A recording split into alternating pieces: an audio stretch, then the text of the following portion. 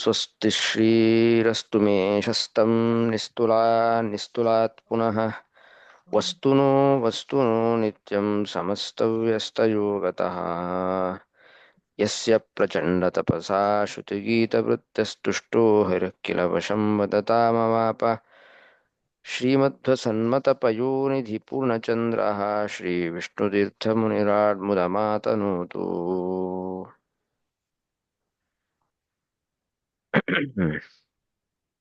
ಶ್ರೀ ಗುರುಭ್ಯೋ ನಮಃ.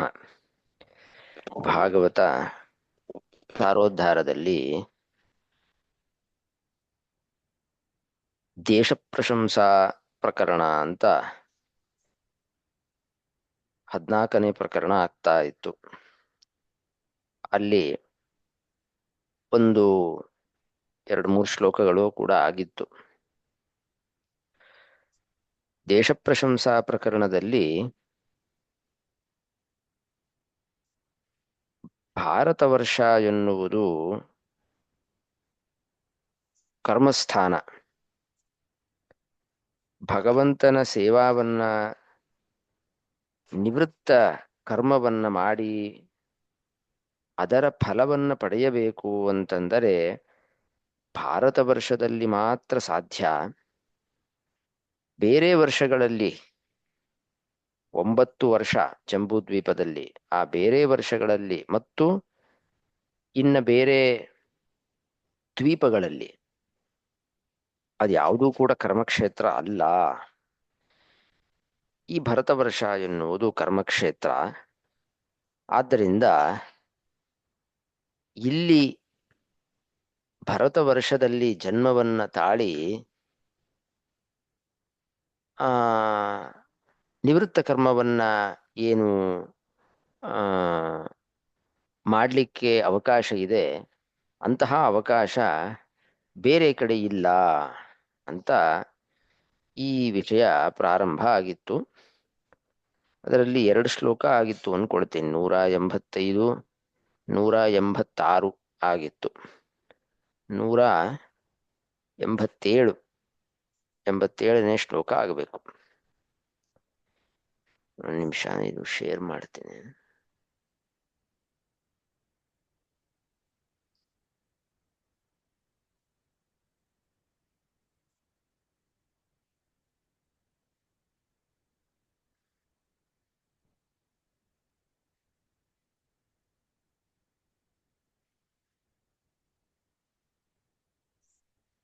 ಕಲ್ಪಾಯುಷಾಂ ಸ್ಥಾನಜಯಾತ್ ಪುನರ್ಭವಾತ್ ಕ್ಷಣಾಯುಷಾಂ ಭಾರತ ಭೂಜಯೋ ವರಃ ಕ್ಷಣೇನ ಮರ್ತ್ಯೇನ ಕೃತಂ ಮನಸ್ವಿನಃ ಸನ್ಯಸ್ಯ ಸಂಯಾಂತ್ಯಭಯಂ ಪದಂ ಹರೇಃ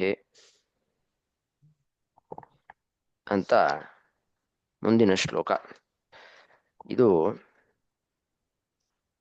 5ನೇ ಸ್ಕಂದ, ಪಂಚಮ ಸ್ಕಂದದಲ್ಲಿ ಬರುವ ಶ್ಲೋಕ. ದೇವತೆಗಳು ಹೇಳ್ತಾ ಇದ್ದಾರೆ, ಈ ಕಲ್ಪಾಯುಷಾಂ ಸ್ಥಾನಜಯಾತ್ ಪುನರ್ಭವಾತ್ ಎನ್ನುವುದು ದೇವತೆಗಳು ಹೇಳುವ ಮಾತು.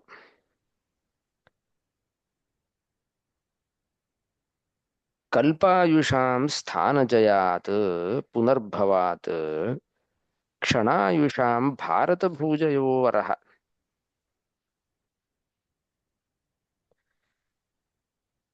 ಇದಕ್ಕೆ ಪೀಠಿಕೆಯನ್ನ ಕೊಡ್ತಾ ವಿಷ್ಣು ತೀರ್ಥರು ಹೇಳ್ತಾರೆ, ಅಲ್ರಿ ನೀವು ಹಿಂದಿನ ಶ್ಲೋಕದಲ್ಲಿ ಏನ್ ಬಂತು ಅಂತ ಕೇಳಿದ್ರೆ, ಕಿಂ ದುಷ್ಕರೈಹಿ ನ ಕ್ರತುಭಿಸ್ತಪೋವ್ರತೈಹಿ ದಾನಾದಿಭಿರ್ವಾ ದ್ವಿಜಯೇನ ಫಲ್ಗುಣ. ಏನ್ರಿ, ಸ್ವರ್ಗದ ಸುಖವನ್ನ ಗಳಿಸಿದರೆ ಏನು ಫಲ? ಅದು ಪ್ರಯೋಜನ ಇಲ್ಲ. ನೀವು ಕಾಮ್ಯ ಯಾಗಾದಿಗಳನ್ನ ಮಾಡಿ, ತಪಸ್ಸನ್ನ, ವ್ರತ, ದಾನ ಮೊದಲಾದವುಗಳನ್ನೆಲ್ಲ ಮಾಡಿ ಸ್ವರ್ಗ ಸುಖವನ್ನ ಪಡಿತೀರಿ. ಅದು ಪ್ರಯೋಜನ ಇಲ್ಲ. ಅದು ಯಾಕೆ ಅಂತ ಕೇಳಿದ್ರೆ, ಅಲ್ಲಿ ಅತಿಶಯ ಇಂದ್ರಿಯೋತ್ಸವಾತ್, ಅತಿಯಾದ ವಿಷಯ ಸುಖ,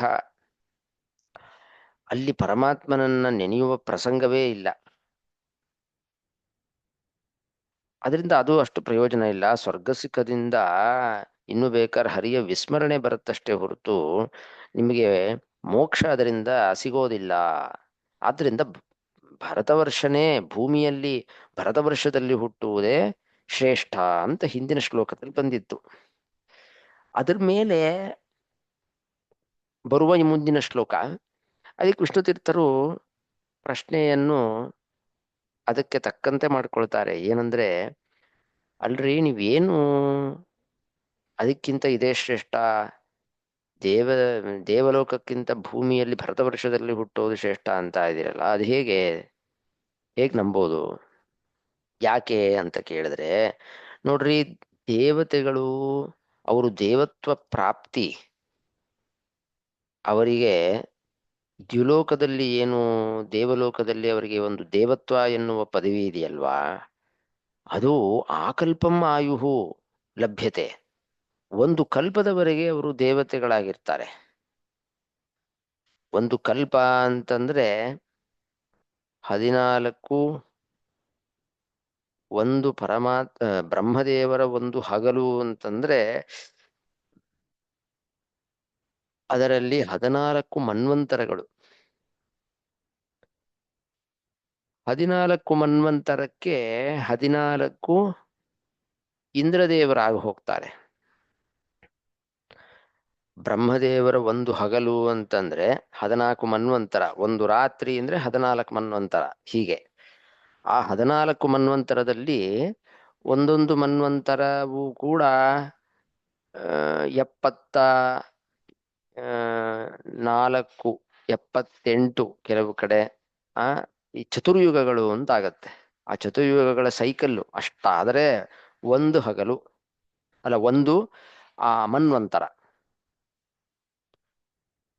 1000 ಮಹಾಯುಗಗಳು ಒಂದು ದಿನ ಅಂತ ಚತುರ್ಮುಖ ಬ್ರಹ್ಮದೇವರ ಒಂದು ಹಗಲಿನ ಒಂದು ಪರಿಮಾಣವನ್ನು ಕೊಟ್ಟಿದ್ದಾರೆ. ಈಗ ಒಂದೊಂದು ಮನ್ವಂತರದಲ್ಲಿ ಒಬ್ಬ ಮನು, ಒಬ್ಬ ಇಂದ್ರ, ಒಬ್ಬ ಉಪೇಂದ್ರ, ಮತ್ತೆ ದೇವತೆಗಳು, ಮತ್ತೆ ಋಷಿಗಳು. ಹೀಗೆ ಅಂದ್ರೇನು, ಒಂದೊಂದು ಮನ್ವಂತರದಲ್ಲಿ ಈ 5 ಪೋಸ್ಟ್ಗಳು, ಮನು ಅಂತ ಒಬ್ಬ ಆಗಿ ಹೋಗ್ತಾನೆ, ಇಂದ್ರ ಅಂತ ಒಬ್ಬ ಇರ್ತಾನೆ ಒಂದು ಮನ್ವಂತರದಲ್ಲಿ, ಹಾಗೆ ಸಪ್ತ ಋಷಿಗಳು ಮತ್ತೆ ದೇವತೆಗಳು, ಇವೆಲ್ಲ ಒಂದೊಂದು ಮನ್ವಂತರದಲ್ಲಿ ಬೇರೆ ಬೇರೆ. ಆದ್ರಿಂದ ಇಲ್ಲಿ ಆಕಲ್ಪಂ ಆಯುಹು ಲಭ್ಯತೆ ಅಂತ ಏನು ವಿಷ್ಣುತೀರ್ಥರು ಹೇಳಿದ್ದಾರೆ ಅಂದ್ರೆ, ಆ ದೇವತ್ವ ಪದವಿ ಅಂತ ಅವರು ಹೊಂದಿದ್ರೆ ಒಂದು ಮನ್ವಂತರದ ಕಲ್ಪದವರೆಗೆ ಅವರು ದೇವತೆಗಳಾಗಿರ್ತಾರೆ. ಯಾಕೆ, ಮುಂದಿನ ಮನ್ವಂತರದಲ್ಲಿ ಮುಂದೆ ಇನ್ನೊಬ್ಬ ಇಂದ್ರ, ಇನ್ನ ಬೇರೆ ದೇವತೆಗಳು ಚೇಂಜ್ ಆಗ್ತಾರೆ, ಸಪ್ತ ಋಷಿಗಳು ಚೇಂಜ್ ಆಗ್ತಾರೆ. ಇದೆಲ್ಲ ವಿಷಯಗಳು ವಿಷ್ಣು ರಹಸ್ಯದಲ್ಲಿ ವಿವರವಾಗಿದೆ. ಯಾವ ಯಾವ ಮನ್ವಂತರದಲ್ಲಿ ಯಾರ್ಯಾರ ದೇವತೆಗಳು, ಅವರ ಹೆಸರೇನು, ಸಪ್ತ ಋಷಿಗಳು ಯಾರ್ಯಾರು, ಒಟ್ಟು ಚೇಂಜ್ ಆಗ್ತಿರ್ತಾರೆ ಅಂತ ತಾತ್ಪರ್ಯ ತಗೊಳ್ಳೋಣ. ಇಲ್ಲಿ ಸಾಕು, ನಮಗೆ ಯಾರ್ಯಾರು ಅಂತ ಬೇಡ, ಇಲ್ಲಿ ಇಷ್ಟು ಸಾಕು. ದೇವತ್ವ ಪದ ಪ್ರಾಪ್ತಿ ಅನ್ನೋದು ಒಂದು ಕಲ್ಪ, ಮನ್ವಂತರದ ಕಲ್ಪದವರೆಗೆ ಇರುತ್ತೆ. ಆದರೆ ಭಾರತ ಭೂಜ ಏನತು, ಭಾರತ ವರ್ಷದಲ್ಲಿ ಹುಟ್ಟಿರುವ ಮನುಷ್ಯರ ಆಯುಷ್ಯ ಎಷ್ಟಪ್ಪ, ಅದ್ರ ಮುಂದೆ ಏನೂ ಇಲ್ಲ. ಕ್ಷಣಂ ಅಂದ್ಬಿಟ್ರು ಎಷ್ಟೊತ್ತಿರ್ತಾರೋ. ಕ್ಷಣ ಏನಲ್ಲ, ಇರ್ತಾರೆ 100 ವರ್ಷ, 120 ವರ್ಷ ಇರ್ತಾರೆ, ಕೆಲವರು 80 ವರ್ಷ, ಹೀಗೆ ಅವರವರ ಆಯುಷ್ಯ. ಆದ್ರೂ ಕ್ಷಣ ಅಂದ್ಬಿಟ್ಟಿದಾರಲ್ಲ. ಕ್ಷಣ ಅಂದಿರೋದು ಆ ಮನ್ವಂತರದ ಕಾಲವನ್ನ ನೋಡಿದಾಗ ಅದಕ್ಕೆ ಕಂಪೇರ್ ಮಾಡಿದ್ರೆ ಏನೂ ಇಲ್ಲ ಇದು, ಅದಕ್ಕೆ ಕ್ಷಣ ಅಂತಂದ್ಬಿಟ್ರು. ಇಷ್ಟು ಎರಡರಲ್ಲೂ ವ್ಯತ್ಯಾಸ ಇದೆ. ನೀವೇನಂತಹ ಇಷ್ಟು ವ್ಯತ್ಯಾಸ ಇರಬೇಕಾದ್ರೆ ಸ್ವರ್ಗ ಅದನ್ನ ತಿರಸ್ಕಾರ ಮಾಡ್ತಿರಲ್ಲ ನೀವು, ಇದು ಸರಿನಾ ಅಂತ ಪ್ರಶ್ನೆ. ಅದಕ್ಕೆ ಈ ಶ್ಲೋಕ ಹೊರಟಿದೆಯಂತೆ ಅಂತ ವಿಷ್ಣುತೀರ್ಥರು ಪೀಠಿಕೆ ಕೊಡ್ತಾರೆ. ಕಲ್ಪಾಯುಷಾಂ ಸ್ಥಾನಜಯಾತ್ ಪುನರ್ಭವಾತ್ ಕ್ಷಣಾಯುಷಾಂ ಭಾರತ ಭೂಜಯೋ ವರಹ. ಒಂದು ಕಲ್ಪ ಆಯುಷ್ಯ ಉಳ್ಳ, ಕಲ್ಪಾಯುಷಾಂ ಅಂದ್ರೆ ಒಂದು ಕಲ್ಪ, ಮನ್ವಂತರದಷ್ಟು ದೀರ್ಘವಾದ ಸುದೀರ್ಘವಾದ ಏನು ಆಯುಷ್ಯ ಇದೆ, ಅದು ಎಲ್ಲಿದೆ? ಅದು ದೇವತೆಗಳಿಗೆ ದೇವತ್ವ ಪದ ಪ್ರಾಪ್ತಿಯಿಂದ ಇದೆ.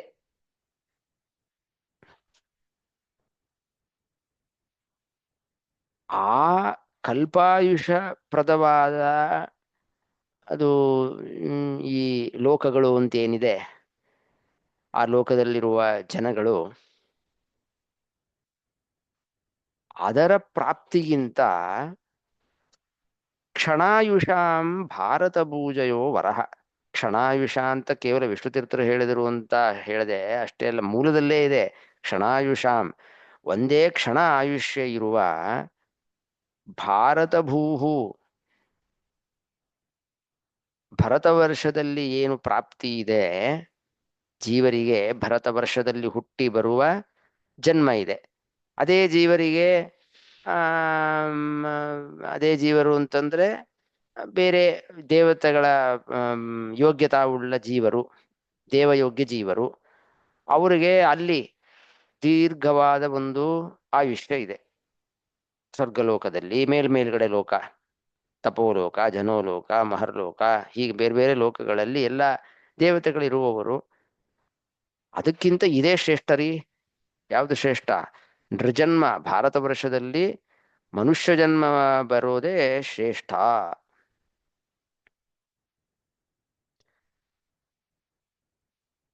ವರಹ ಅನ್ನೋ ಶಬ್ದ ಇದೆ ನೋಡಿ ಶ್ಲೋಕದಲ್ಲಿ. ಕಲ್ಪಾಯುಷಾಂ ಸ್ಥಾನಜಯಾತ್ ಪುನರ್ಭವಾತ್ ಕ್ಷಣಾಯುಷಾಂ ಭಾರತ ಭೂಜಯೋ ವರಹ. ವರಹ ಅಂದ್ರೆ ಶ್ರೇಷ್ಠ. ಅದಕ್ಕಿಂತ ಸ್ಥಾನಜಯಾತ್ ಕಲ್ಪಾಯುಷಾಂ ಭಾರತ ಭೂಜಯ ಕ್ಷಣಾಯುಷಾಂ ವರಹ ಶ್ರೇಷ್ಠ. ಯಾಕೆ ಶ್ರೇಷ್ಠ? ಯಾಕೆ ಶ್ರೇಷ್ಠ ಅಂತ ಹೇಳಿದ್ವಿ ಅಂದ್ರೆ, ಕ್ಷಣೇನ ಮರ್ತೇನ ಕೃತಂ ಮನಸ್ವಿನಃ ಸನ್ಯಸ್ಯ ಸಂಯಾಂತಿ ಅಭಯಂ ಪದಂ ಹರೇಹೇ. ಪರಮಾತ್ಮನ ಸ್ಮರಣೆಯನ್ನು ಒಂದು ಕ್ಷಣ ಈ ಭಾರತ ವರ್ಷದಲ್ಲಿ ಹುಟ್ಟಿ ಆ ಮನುಷ್ಯ ಶರೀರದಿಂದ ಒಂದು ಕ್ಷಣ, ಮನುಷ್ಯ ಶರೀರ ಮನುಷ್ಯ ಶರೀರ ಅಂತ ಮರ್ತೇನ ಅಂತ ಹೇಳಿದ್ದಾರೆ. ಅದು ಬೇರೆ ಜನ್ಮದಲ್ಲಿ ಆ ಅಂತಹ ಪರಮಾತ್ಮನ ಪಾದಕಮಲವನ್ನ ಸ್ಮರಣೆ ಮಾಡುವ ಪ್ರಸಂಗನೇ ಇಲ್ಲ ಅಲ್ವಾ. ನಾಯಿ ನರಿ ಜನ್ಮಗಳಲ್ಲಿ ಏನ್ ಪರಮಾತ್ಮನ ಧ್ಯಾನ ಮಾಡೋದು, ಏನ್ ಪರಮಾತ್ಮನ ಹೆಸರನ್ನ ಇಟ್ಟುಕೊಂಡು ಆ ಕೀರ್ತನೆ ಮಾಡೋದು, ಸ್ಮರಣೆ ಮಾಡೋದು ಯಾವುದೂ ಇಲ್ಲ. ಅರ್ಥಾತ್ ಅದರ ಅರ್ಥ ಏನ್ ಗೊತ್ತಾ? ಮನುಷ್ಯ ಜನ್ಮ ಬಂದಾಗಲೂ ಸ್ಮರಣೆ ಮಾಡದೆ ಹೋದ್ರೆ ಆ ನರಿ ನಾಯಿ ಜನ್ಮಗಳಿಗೆ ಸಮಾನ ಅಂತ ಅರ್ಥ. ಆದ್ರಿಂದ ಇಲ್ಲಿ ನೃಜನ್ಮ ನೃಜನ್ಮ ಅಥವಾ ಮರ್ತ್ಯ ಜನ್ಮ ಅಂತ ಹೇಳಿರೋದು ಸ್ಮರಣೆ ಮಾಡುವ, ಭಗವಂತನ ಸ್ಮರಣೆ ಮಾಡುವ ಕ್ಷಣಗಳು, ಆ ಕ್ಷಣಗಳು ಉಳ್ಳ ಜನ್ಮ ಅಂತಂದ್ರೆ ನೃಜನ್ಮ. ಆ ನೃಜನ್ಮ ಅದಕ್ಕೆ ಆಯುಷ್ಯ ಎಷ್ಟು? ಕ್ಷಣ. ನಾ ಹೇಳಿದ್ನಲ್ಲ, ಅದಕ್ಕೆ ಕಂಪೇರ್ ಮಾಡಿದ್ರೆ ಇದು ಕ್ಷಣ ಮಾತ್ರ ನಾಶ್ಯ. ಒಂದು ಕ್ಷಣದಲ್ಲಿ ಹೀಗೆ ಅನ್ಕೊಳ್ಳುವಷ್ಟರಲ್ಲಿ ಜನ್ಮನೇ ಹೋಗೇ ಬಿಟ್ಟಿರುತ್ತೆ. ಅಂತಹ ಶರೀರದಿಂದ ಕೃತಂ, ಕೃತಂ ಅಂತ ಮೂಲದಲ್ಲಿದೆ. ಕೃತಂ ಅಂದ್ರೆ ಮಾಡಲ್ಪಟ್ಟ, ಮಾಡಲ್ಪಟ್ಟದ್ದು ಏನು? ಕರ್ಮ ಅಂತ ಇಟ್ಕೊಳ್ಬೇಕು. ಅಂತಹ ಕರ್ಮ ಏನಿದೆ ಅದು ಸನ್ಯಸ್ಯ, ಪರಮಾತ್ಮನಲ್ಲಿ ಸಮರ್ಪಣೆ ಮಾಡಿದರೆ,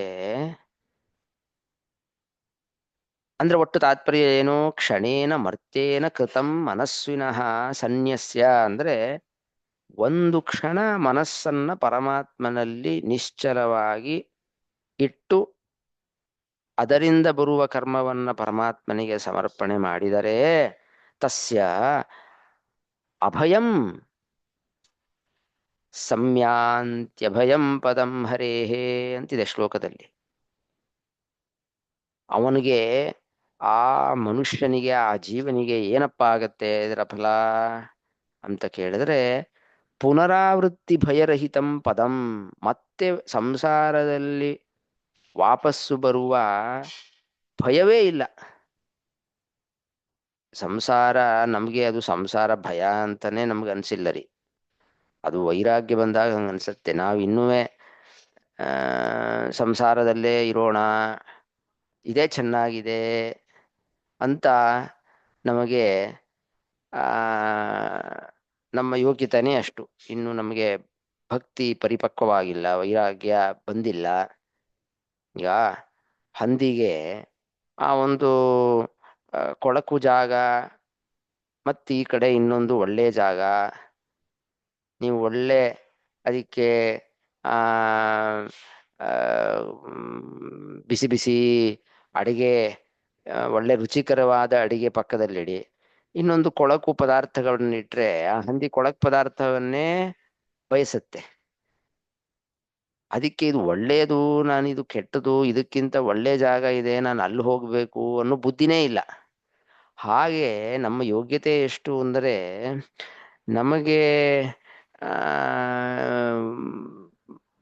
ಪರಮಾತ್ಮನಲ್ಲಿ ಪರಮಾತ್ಮನ ಸ್ಮರಣೆ ಮಾಡಿಕೊಂಡು ಈ ಸಂಸಾರದಿಂದ ನಿವೃತ್ತಿ ಆಗ್ಬೇಕಪ್ಪ, ಅದಕ್ಕೆ ಅವಕಾಶ ಇದೆ ಅಂತ ನಮಗೆ ಅನ್ಸೇ ಇಲ್ಲ. ಯಾರು ಅನ್ಸಿದ್ದಾರೆ ಅನ್ಸತ್ತೆ ಅವ್ರು ದೊಡ್ಡೋರು.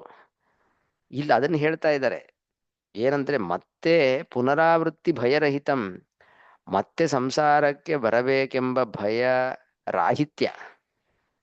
ಅದಕ್ಕೆ ಹೇಳ್ದೆ ಅಂದ್ರೆ, ಭಯ ಇದ್ದವ್ರಿಗೆ ಭಯ ನಿವಾರಣೆ. ನಮಗ್ ಭಯನೇ ಇಲ್ವಲ್ಲ, ಸಂಸಾರದಲ್ಲಿ ನಾವು ಇದೀವಪ್ಪ, ಮತ್ತೆ ಸಂಸಾರದಲ್ಲೇ ಬರ್ತೀವಿ, ಇನ್ನೆಷ್ಟು ಜನ್ಮ ತಾಳಿ ಅನ್ನೋ ಭಯನೇ ಇಲ್ಲ. ಆದ್ರೆ ಆ ಭಯ ಉಳ್ಳವರಿಗೆ ಅದರ ಭಯ ನಿವಾರಕವಾಗಿದೆ ಈ ಪರಮಾತ್ಮನ ಪಾದಕಮಲಗಳ ಸ್ಮರಣೆ. ಎಷ್ಟು ಒಂದು ಕ್ಷಣ. ಅದಕ್ಕೆ ಒಟ್ಟು ತಾತ್ಪರ್ಯ ಏನು, ಈ ಭೂಲೋಕದಲ್ಲಿ ಭಾರತ ವರ್ಷದಲ್ಲಿ ಪರಮಾತ್ಮನ ನೃಜನ್ಮವನ್ನ ಪಡೆದು, ಅಂದ್ರೆ ಮನುಷ್ಯ ಜನ್ಮವನ್ನ ಪಡೆದು ಪರಮಾತ್ಮನ ಸ್ಮರಣೆಯನ್ನು ಅಲ್ಪಕಾಲ ಭಕ್ತಿಯಿಂದ ಮಾಡಿದ್ರೆ ಸಾಕು, ಅದು ಮೋಕ್ಷವನ್ನು ಕೊಡುವಂತಹ ಒಂದು ಸ್ಥಾನವಾಗಿದೆ. ಅಲ್ಲ ಹೌದ್ರಿ, ಅದು ಮತ್ತೆ ಸ್ವರ್ಗದಲ್ಲೂ ಮಾಡ್ಬೋದಲ್ಲ, ಅದೇನು ಇಲ್ಲಿ ಮಾತ್ರ ಮಾಡ್ಬೇಕು ಅಂತೇನು? ಭರತ ವರ್ಷಕ್ಕೆ ಏನು ಅಷ್ಟೊಂದು ಇದು ಆ ಆ, ಅದಕ್ಕಿಂತ ಒಂದು ವಿಲಕ್ಷಣವಾದ ಫಲ ಅಂತ ಕೇಳಿದ್ರೆ, ಅದಕ್ಕೆ ಕೇಳ್ತಾರೆ ಪುನರ್ಭವಾತ್ ಅಂತ ಶ್ಲೋಕದಲ್ಲಿ ಪದ ಇದೆ. ಪುನರ್ಭವಾತ್, ಪುನರ್ಭವಾತ್ ಅಂದ್ರೆ ಮತ್ತೆ ಹುಟ್ಟುವಂತಹ ಒಂದು ಶಕ್ತಿ. ಮತ್ತೆ ಹುಟ್ಟುವಂತಹ ಶಕ್ತಿ ಅಂದ್ರೆ ಏನು ಅಂದ್ರೆ, ಸ್ವರ್ಗಲೋಕದಲ್ಲಿ ಅಲ್ಲಿ ಏನು ಕರ್ಮಗಳನ್ನ ಮಾಡ್ತಾರೆ, ಅದಕ್ಕೆ ಇಷ್ಟು ಫಲ ಇಲ್ಲ. ಎಷ್ಟು ಫಲ? ಭರತ ಭೂಮಿಯಲ್ಲಿ ಹುಟ್ಟಿ ಮಾಡುವಂತಹ ಕರ್ಮಗಳಿಗೆ ಎಷ್ಟು ಫಲವೋ ಅಷ್ಟು ಫಲ ಅಲ್ಲಿಲ್ಲ, ಸ್ವರ್ಗಲೋಕದಲ್ಲಿಲ್ಲ. ಇದು ನಾನು ಹೋದ್ಸರಿನೇ ಹೇಳಿದ್ದೆ. ದೇವತೆಗಳ ವಿಷಯ ಬೇರೆ. ದೇವತೆಗಳು ಸ್ವರ್ಗಲೋಕದಲ್ಲಿದ್ದು ಮಾಡ್ತಾರೆ ಕರ್ಮ, ಆದ್ರೂ ಅವರು ಭರತ ವರ್ಷದಲ್ಲಿ ಹುಟ್ಟಬೇಕು ಅಂತ ಬಯಸ್ತಾರೆ. ಅದು ಬರುತ್ತೆ ಮುಂದಿನ ಶ್ಲೋಕದಲ್ಲಿ. ಅವ್ರು ಬಿಟ್ಬಿಡಿ, ಬೇರೆ ಜೀವರು ಅಂದ್ರೆ ದೇವತೆಗಳಲ್ಲದೇ ಇರುವ ಜೀವರು, ಮನುಷ್ಯ ಜೀವರು ಅಂತ ಇಟ್ಕೊಳ್ಳೋಣ. ಅವರು ಸ್ವರ್ಗಕ್ಕೆ ಹೋದ್ರೆ ಅಲ್ಲಿ ಅತಿಶಯ ಇಂದ್ರಿಯ ಉತ್ಸವ ಇರೋದ್ರಿಂದ, ಅತಿಶಯದ ವಿಷಯ ಸಂಪರ್ಕ ಇರೋದ್ರಿಂದ ಪರಮಾತ್ಮ ಸ್ಮರಣೆಗೆ ಬರುವುದಿಲ್ಲ. ಆದ್ದರಿಂದ ಅಲ್ಲಿ ಏನು ಮುಗಿದ ಮೇಲೆ ಮತ್ತೆ ವಾಪಸ್ ಇಲ್ಲಿ ಬರಲೇಬೇಕು. ಅಲ್ಲಿ ನಾನು ಸಾಧನೆ ಮಾಡ್ಕೊಂಡು ಹೋಗ್ತೀನಿ ಅನ್ನೋ ಕಥೆಯೇ ಇಲ್ಲ ಬೇರೆಯವರಿಗೆ. ದೇವತೆಗಳಿಗಿದೆ, ಆದ್ರೆ ದೇವತೆಗಳು ಕೂಡ ಭರತ ಭೂಮಿಯಲ್ಲಿ ಹುಟ್ಟಬೇಕು, ಯಾಕೆಂದ್ರೆ ಇಲ್ಲಿ ಮಾಡುವ ಕರ್ಮಕ್ಕೆ ಜಾಸ್ತಿ ಫಲ ಅಂತ ಅವ್ರು ಆಸೆ ಪಡ್ತಾರೆ ಅಂತ ಮುಂದಿನ ಶ್ಲೋಕದಲ್ಲಿದೆ. ಇರ್ಲಿ, ಒಟ್ಟು ಈ ಶ್ಲೋಕದಲ್ಲಿ ಏನು ಹೇಳ್ತಾ ಇದ್ದಾರೆ, ಯಾಕಪ್ಪ ನಾವು 186ನೇ ಶ್ಲೋಕದಲ್ಲಿ ಇದು ಸ್ವರ್ಗ ಲೋಕ ಅನ್ನೋದಕ್ಕಿಂತ ಮನುಷ್ಯ ಲೋಕ ಎನ್ನುವುದು ಇದು ಜಾಸ್ತಿ ಫಲವನ್ನು ಕೊಡುತ್ತೆ ಅಂತ ಯಾಕೆ ಹೇಳಿದ್ದು ಅಂದ್ರೆ ಈ ಕಾರಣಕ್ಕೆ. ಅಲ್ಲಿ ಒಂದು ಕಲ್ಪ ಇರಬಹುದು ಆಯುಷ್ಯ, ಆದರೆ ಮತ್ತೆ ಅದು ಹುಟ್ಟುವಂತಹ ಒಂದು ಕೆಲಸವನ್ನು ಮಾಡಿಕೊಡುತ್ತೆ. ಅದೇ ಭರತ ಭೂಮಿಯಲ್ಲಿ ಹುಟ್ಟಿದರೆ ಆಯುಷ್ಯ ಬಹಳ ಅಲ್ಪ ಇದ್ರುವೆ ಆ ಅಲ್ಪಾಯುಷ್ಯದಲ್ಲಿ ಸಾಧನೆಯನ್ನ ಮಾಡಿಕೊಂಡು ವಾಪಸ್ಸು ಸಂಸಾರಕ್ಕೆ ಬರದೇ ಇರುವಂತಹ ಸಾಧನೆಯನ್ನ ಮಾಡಿಕೊಳ್ಳಬಹುದು. ಅಂತಹ ಒಂದು ಮಹಾನ್ ವ್ಯತ್ಯಾಸ ಇದೆ.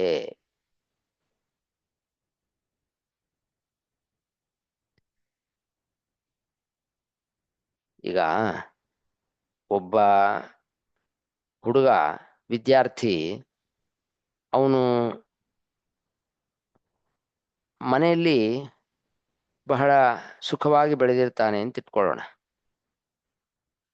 ಶ್ರೀಮಂತ ಮನೆ ಹುಡುಗ, ಏನು ಅವನಿಗೆ ಓದ್ಲಿಕ್ಕೆ ಅಥವಾ ಮನೆಯಲ್ಲಿ ಸೌಕರ್ಯಗಳು, ಎ ಸಿ ರೂಮು, ಅದು ಇದು ಎಲ್ಲ ಇರುತ್ತೆ. ಅವನು ಎಕ್ಸಾಮ್ ಹಾಲಲ್ಲಿ ಹೋಗಿ ಬರಿಬೇಕು ಅಂತಂದ್ರೆ ಆ ಎಕ್ಸಾಮ್ ಹಾಲಲ್ಲಿ ಏನು ಎ ಸಿ ಅದೆಲ್ಲ ಇರಲ್ಲ, ಹೇಗೋ ಇರುತ್ತೆ ಡೆಸ್ಕು, ಅಲ್ಲಾಡ್ತಾ ಇರುತ್ತೆ. ಪಕ್ಕದಲ್ಲಿ ಇನ್ನೇನೋ ಗಲಾಟೆ ಆಗ್ತಾ ಇರುತ್ತೆ. ಆದ್ರೂ ಒಂದು 3 ಅವರ್ಸ್ ಕೂತ್ಕೊಂಡು ಬರ್ತಾನೆ. ಯಾಕೆ? ಅಲ್ಲಿ 3 ಅವರ್ಸ್ ಕೂತ್ಕೊಂಡು ಎಕ್ಸಾಮ್ ಬರೆದ್ರೇನೆ ನೆಕ್ಸ್ಟ್ ಕ್ಲಾಸಿಗೆ ಹೋಗ್ಲಿಕ್ಕೆ ಅವಕಾಶ. ಅವನು ಮನೆಯಲ್ಲಿ ತನ್ನ ಅನೇಕ ಒಂದು ಕಾಲಗಳನ್ನ ಎಕ್ಸಾಮ್ ಬಿಟ್ಟು ಬೇರೆ ಕಾಲಗಳನ್ನ ಮನೆಯಲ್ಲಿ ಸುಖವಾಗಿ ಕಳೆದಿರಬಹುದು. ಆದ್ರೆ ಅದು ಆ 1 ವರ್ಷ ಮುಂದಿನ ಕ್ಲಾಸ್ ತಗೊಂಡು ಹೋಗ್ಲಿಕ್ಕೆ ಅದಕ್ಕೆ ಸಾಮರ್ಥ್ಯ ಇಲ್ಲ. ಇಲ್ಲಿ ಕೂತು ಅವನು ಪೇಪರ್ ಬರೆದ್ರೆ ಮಾತ್ರ ಮುಂದೆ ಹೋಗ್ಲಿಕ್ಕೆ ಸಾಧ್ಯ. ಹಾಗೆ ಈ ಭರತ ವರ್ಷಕ್ಕೆ ಅಷ್ಟು ಮಹತ್ವವನ್ನು ಕೊಟ್ಬಿಟ್ಟಿದ್ದಾರೆ. ನೀವು ಸಾಧನೆ ಮಾಡಬೇಕು ಅಂತಂದ್ರೆ ಭರತ ವರ್ಷದಲ್ಲಿ ಹುಟ್ಟಿ ಸಾಧನೆ ಮಾಡ್ರಿ ಅಂತ ಆ ಇಡೀ ಜಂಬೂದ್ವೀಪದಲ್ಲಿ. ಜಂಬೂದ್ವೀಪ ಅಂತಂದ್ರೆ ನಾ ಹೇಳಿದ್ನಲ್ಲ ಹೋದ್ಸರಿ, ಬಹಳ ಕಮ್ಮಿ ಅದು. ಇಡೀ ನವವರ್ಷದಲ್ಲಿ ಅದರೊಳಗಡೆ ಜಂಬೂದ್ವೀಪ, ಅದರೊಳಗಡೆ ಆಮ್, 1 ವರ್ಷ, ಆ ಆ 1 ವರ್ಷದಲ್ಲಿ ಮಾತ್ರ, ಭರತ ವರ್ಷ ಎನ್ನುವ 1 ವರ್ಷದಲ್ಲಿ ಮಾತ್ರ 9 ವರ್ಷಗಳು ಜಂಬೂದ್ವೀಪದಲ್ಲಿ, 1/9. ಅದರಲ್ಲಿ ಮಾತ್ರ ಇಂತಹ ಒಂದು ಫಲವನ್ನ ಆ ತೆಗೆದುಕೊಳ್ಳಿಕ್ಕೆ ದೇವರು ಅವಕಾಶ ಮಾಡಿಕೊಟ್ಟಿದ್ದಾನೆ. ಆದ್ದರಿಂದ ಭರತ ವರ್ಷ ಶ್ರೇಷ್ಠ ಅಂತ ಈ ಶ್ಲೋಕದಲ್ಲಿ ಹೇಳಿದರು. ಇದಾದ ಮೇಲೆ ಮುಂದಿನ ಶ್ಲೋಕದಲ್ಲಿ ಮತ್ತೆ ಪ್ರಶ್ನೆ ಮಾಡ್ಕೊಳ್ತಾರೆ ವಿಷ್ಣು ತೀರ್ಥರು. ಅಲ್ರಿ, ಏನು ನೀವು ಮತ್ತೆ ಸ್ವರ್ಗ ಮತ್ತೆ ಸ್ವರ್ಗಲೋಕ ಅದು ಪ್ರಯೋಜನ ಇಲ್ಲ, ಭರತ ವರ್ಷನೇ ಭೂಲೋಕದಲ್ಲಿರೋದೇ ಶ್ರೇಷ್ಠ ಅಂತ ಇದ್ದೀರಿ. ನನು ಯತ್ರ ತರವೋಪಿ ನಿಖಿಲಾರ್ಥ ಪ್ರದಾಹ ಕಲ್ಪತರುವಾದಯ. ಅದೇನ್ ನೀವು ಅಷ್ಟು ಕೀಳಾಗಿ ನೋಡ್ತಾ ಇದ್ದೀರಾ? ಆ ಸ್ವರ್ಗಲೋಕದಲ್ಲಿ ಎಂತಹ ಮರಗಳು, ವೃಕ್ಷಗಳು, ಕಲ್ಪತರು ವೃಕ್ಷ ಇದೆ, ಅಲ್ಲಿ ಕೇಳಿದ್ದನ್ನು ಕೊಡುತ್ತೆ. ತೋರಿಸಿ ನೋಡೋಣ, ನಿಮ್ಮ ಆ ಭೂಲೋಕದಲ್ಲಿ ಆ ತರಹ ಮರಗಳಿದೆಯಾ? ಅಲ್ಲಿ ಸ್ವರ್ಗಲೋಕದಲ್ಲಿ ವನ ಅಂತಿದೆ, ನಂದನವನ ಅಂತ. ಅದು ತಾಪತ್ರಯ ಪರಿಹಾರಕ. ಆ ವನಕ್ಕೆ ಹೋಗ್ಬಿಟ್ರೆ ಸಾಕು. ನಮಗೆ ಕೆಲವು ಸಲಿ ತಲೆ ಕೆಟ್ಟು ಎಲ್ಲೋ ಒಂದ್ ಕಡೆ ಹೊಟ್ಟೋಗ್ಬಿಟ್ಟಿರ್ತೀವಿ, ಯಾರು ಬೇಡಪ್ಪ, ನಿರ್ಜನವಾದ ಸ್ಥಳಕ್ಕೆ ಹೋಗಿ ಒಂದ್ ಸ್ವಲ್ಪ ಇರ್ತೀವಿ. ಆ ನಂದನವನ ಹಾಗಲ್ಲ. ಅದು ನಮ್ಗೆ ಏನಾದ್ರೂ ಮಾನಸಿಕವಾಗಿ ವ್ಯಥೆ ಇದ್ರೂ ಸಾಕು, ಆ ವನಕ್ಕೆ ಹೊಟ್ಟೋಗ್ಬಿಟ್ರೆ ಆ ವನಕ್ಕೆ ಹೋದ್ರೆ ಸಾಕು, ಆರಾಮವಾಗಿ ಮನಸ್ಸೆಲ್ಲ ಬಹಳ ಸ್ವಸ್ಥವಾಗಿರೋ ಹಾಗೆ, ಏನು ಮನಸ್ಸಿನ ಒಂದು ಆ ಆ, ಇದೇನಿರುತ್ತೆ ನೋವು, ಆ ಎಲ್ಲ ನೋವೆಲ್ಲ ಹೊರಟೋಗ್ಬಿಟ್ಟಿರುತ್ತೆ. ಅಷ್ಟು ಅಂತಹ ವನ. ಸರಾಂಸಿಚ ಅಮೃತಮಯಾನಿ, ಅಲ್ಲಿ ನದಿಗಳು ಅಮೃತಮಯವಾದ ನದಿಗಳು. ಆ ನೀರನ್ನು ಕುಡಿದ್ಬಿಟ್ರೆ ಸಾಕು, ಯಾವ ರೋಗ ರುಜಿನಗಳು ಇರೋದಿಲ್ಲ. ಯುವತಯೋಪಿ ಜರಾದಿ ವಿಕಾರಹೀನಾ. ಅಲ್ಲಿ ಎಂದುವೆ ಯುವಕ ಮತ್ತು ಯುವತಿಯರಿಗೆ ಆ, ಜರ ಅನ್ನೋದೇ ಇಲ್ಲ, ಮುಪ್ಪು ಅನ್ನೋದೇ ಇಲ್ಲ. ಅಮರ ನಿರ್ಜರ ದೇವಾಹ. ನಿರ್ಜರ ಅನ್ನೋದು ಎರಡನೇ ಹೆಸರು ಅಮರಕೋಶದಲ್ಲಿ ದೇವತೆಗಳಿಗೆ. ಮುಪ್ಪೇ ಇಲ್ಲ, ಯಾವಾಗಲೂ ಯುವಕರಾಗಿರುತ್ತಾರೆ. ಅಲ್ಲಿ ಹಾಡುಗಳು ಗೀತಾನ್ಯಪಿ ತಾಸಾಂ ಕೇವಲಂ ಪಾರವಶ್ಯ ಪ್ರದಾನಿ. ಅಲ್ಲಿ ಹಾಡುಗಳನ್ನ ಕೇಳಿಬಿಟ್ರೆ ಪರವಶರಾಗ್ಬಿಡ್ತಾರೆ. ಅಂತಹ ಒಳ್ಳೆ ಆ ಗಾನ. ಅಲ್ಲಿ ನೀವು ಏನಾದ್ರೂ ಒಂದು ಭೋಗವನ್ನ ಮಾಡಬೇಕು, ಇದು ಬೇಕು ಅದು ಬೇಕು ಅಂತ ಯೋಚನೆ ಮಾಡಿದ್ರೆ ಸಾಕು, ಮರುಕ್ಷಣದಲ್ಲಿ ಅವೆಲ್ಲ ಸಿದ್ಧವಾಗಿರುತ್ತೆ. ಅಂತಹ ಒಂದು ಸ್ವರ್ಗಲೋಕ ಇದೆ. ಪ್ರತಿ ಕ್ಷಣದಲ್ಲಿ ಆ ಇಂದ್ರಿಯೋತ್ಸವ ಅಂತ ಬಂದಿತ್ತಲ್ಲ ಎರಡು ಶ್ಲೋಕದ ಹಿಂದೆ, ಅಂತಹ ದೇವತೆಗಳ ಲೋಕ ಇದೆ. ಅದನ್ಯಾಕ್ರಿ ನೀವು ಅವಮಾನ ಮಾಡ್ತಾ ಇದ್ದೀರಿ? ಅವಮಾನ ಅಂದ್ರೇನು? ಅದೇನ್ ಪ್ರಯೋಜನ ಇಲ್ಲ ರೀ, ಭರತ ವರ್ಷದಲ್ಲಿ ಒಂದು ಕ್ಷಣ ಇದ್ರೆ ದೊಡ್ಡದು, ಅಲ್ಲಿ ನೀವು ಕಲ್ಪ ಇದ್ರು ಅಷ್ಟೇ ಅಂತ ಹಿಂದಿನ ಶ್ಲೋಕದಲ್ಲಿ ಅಂದ್ರಲ್ಲ. ಏನ್ ಬರೀ ಆಯುಷ್ಯ ಜಾಸ್ತಿ ಇದೆ ಅಂತ ಅರ್ಥ ಅಲ್ಲ. ಅಲ್ಲಿ ಇಷ್ಟು ಫೆಸಿಲಿಟೀಸು ಸೌಲಭ್ಯಗಳೆಲ್ಲ ಇದೆ, ಇದು ಒಂದೂ ಕೂಡ ಭರತ ವರ್ಷದಲ್ಲಿ ಇಲ್ಲ. ನೀವೇನು ಅಷ್ಟು ಅದನ್ನ ಕೀಳಾಗಿ ನೋಡ್ತಾ ಇದ್ದೀರಲ್ಲ ಅಂತ ಯಾರೋ ಪ್ರಶ್ನೆ ಕೇಳಿದ್ರು.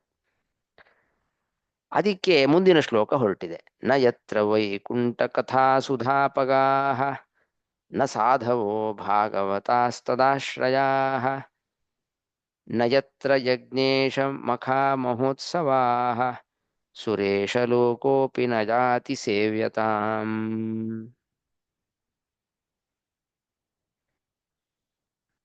ನ ಯತ್ರ ವೈಕುಂಠ ಕಥಾ ಸುಧಾಪಗಾಹ ನ ಸಾಧವಃ ಭಾಗವತಾಃ ತದಾಶ್ರಯಾಃ ನ ಯತ್ರ ಯಜ್ಞೇಶ ಮಖಾಃ ಮಹೋತ್ಸವಾಃ ಸುರೇಶ ಲೋಕೋಪಿ ಲೋಕಃ ಅಪಿ ನ ಯಾತಿ ಸೇವ್ಯತಾಂ.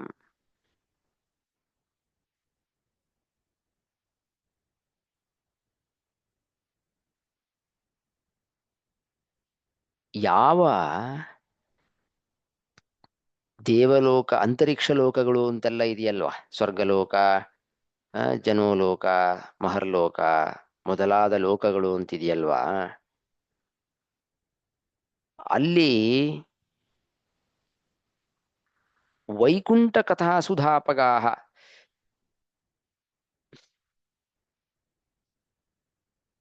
ನಾರಾಯಣನ ಮಹಿಮೆ, ಅವನ ಕಥೆಗಳು, ಅದೇ ಒಂದು ಅಮೃತಾಪಗಾಹ. ದೇವನದಿ, ಆ ಪರಮಾತ್ಮನ ಕಥೆ ಏನಿದೆ, ವೈಕುಂಠ ಅಂದ್ರೆ ಪರಮಾತ್ಮ, ಅವನ ಕಥೆ ಅದೇನೇ ಸುಧಾ. ಸುಧಾ ಅಂದ್ರೆ ಅಮೃತ. ಅದೇ ಒಂದು ನದಿ. ಅಂದ್ರೆ ಪರಮಾತ್ಮನ ಪರಮಾತ್ಮನ ಗುಣಗಳನ್ನ ಹೇಳುವವರು ಅಂತ ತಾತ್ಪರ್ಯ. ಸಾಧವ, ಅಂತಹ ಸಾಧುಗಳು, ಭಾಗವತಾಹ ಅಂದ್ರೆ ಭಗವದ್ಭಕ್ತರು,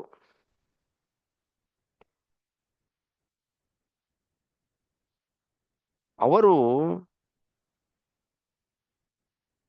ಪರಮಾತ್ಮನ, ಈಗ ಸಾಧುಗಳು ಅಂತ ಏನಿರ್ತಾರಲ್ವಾ, ಅಂದ್ರೆ ಭಗವದ್ಭಕ್ತರು, ಅವ್ರೇನ್ ಮಾಡ್ತಾರೆ?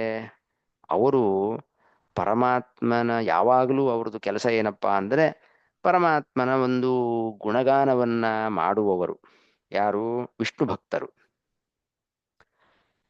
ಈ ಆ ದೇವಲೋಕ ಇದೆಯಲ್ವಾ, ಹಿಂದಿನ ಈಗ ಪ್ರಶ್ನೆ ಎಲ್ಲ ಮಾಡ್ಕೊಂಡ್ರಲ್ಲ ವಿಷ್ಣು ತೀರ್ಥರು, ಏನು ಅಲ್ಲೆಲ್ಲ ಇಷ್ಟೊಂದು ವನಗಳಿದೆ, ನಂದನವನ ಇದೆ, ಕಲ್ಪತರು ಇದೆ, ಅದಿದೆ ಇದಿದೆ, ಭೋಗಗಳೆಲ್ಲ ಇದೆ ಅಂತ.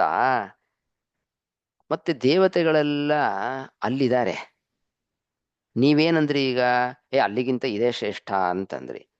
ಮತ್ ದೇವತೆಗಳೆಲ್ಲ ಇದಾರಲ್ರಿ, ಅವ್ರು ಯಾಕ್ರಿ ಅಲ್ಲಿದ್ದಾರೆ? ಅಲ್ಲಿಗಿಂತ ಇದೇ ಶ್ರೇಷ್ಠ ಆದ್ರೆ ಇಲ್ಲಿಗೆ ಬರ್ಬೇಕಾಗಿತ್ತಲ್ವ ಅವರು? ಅಲ್ಲಿ ಯಾಕಿದ್ದಾರೆ ಅಂತಂದ್ರೆ, ಅದಕ್ಕೆ ಉತ್ತರ ಈ ಶ್ಲೋಕ ಏನು, ಅಲ್ಲೂ ಕೂಡ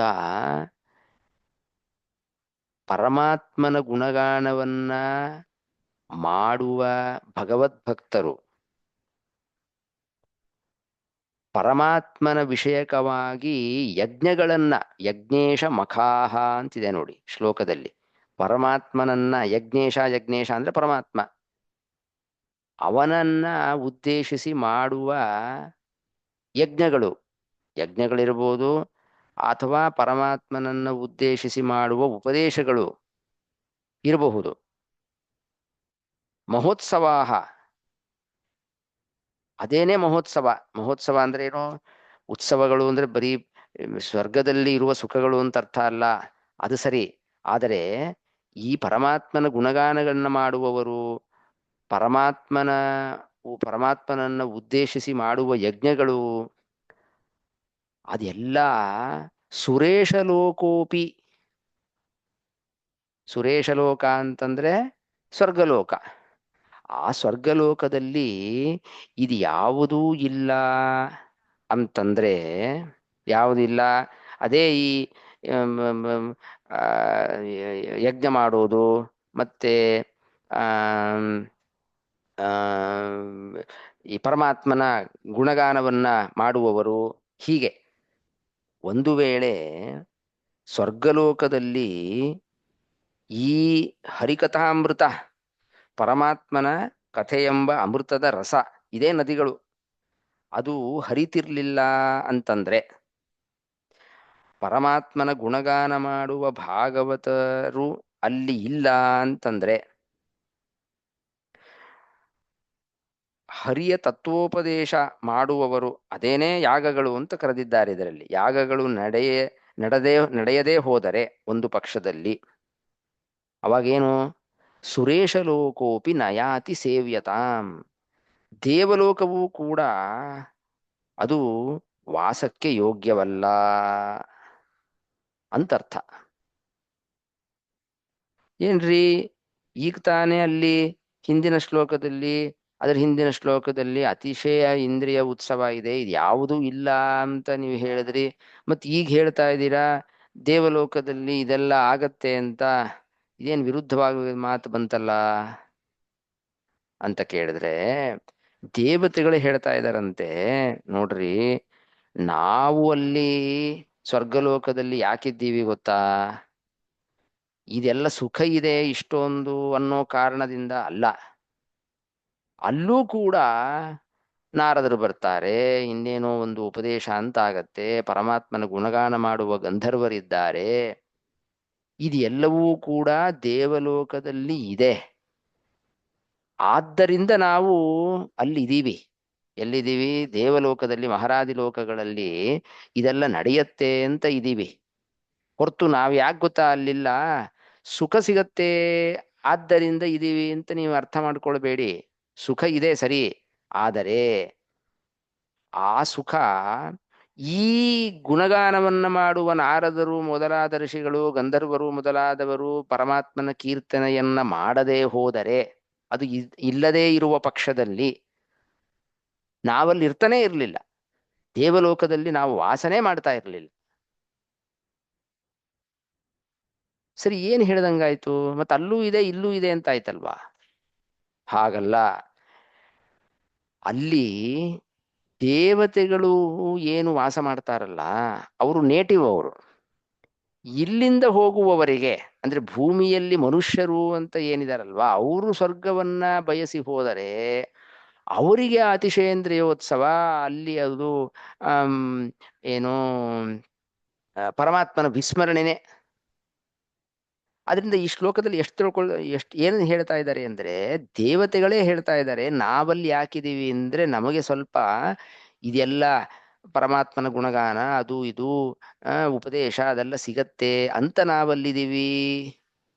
ಅದರಿಂದ ಏನರ್ಥ ಬಂತು, ಸ್ವರ್ಗದಲ್ಲಿರುವ ಸುಖಕ್ಕೋಸ್ಕರ ನಾವಿಲ್ಲ, ಇದಕ್ಕೋಸ್ಕರ ಇದೀವಿ, ಪರಮಾತ್ಮ ನಮಗೆ ಜಾಗ ಕೊಟ್ಟಿದ್ದಾನೆ ಅಲ್ಲಿ ಇರಿ ಅಂತ, ಇದೆಲ್ಲ ಆಗ್ತಾ ಇದೆ ನಾವಿದೀವಿ. ಇದಿಲ್ಲ ಅಂದ್ರೆ ನಾವು ಸ್ವರ್ಗಲೋಕವೂ ಬೇಡ.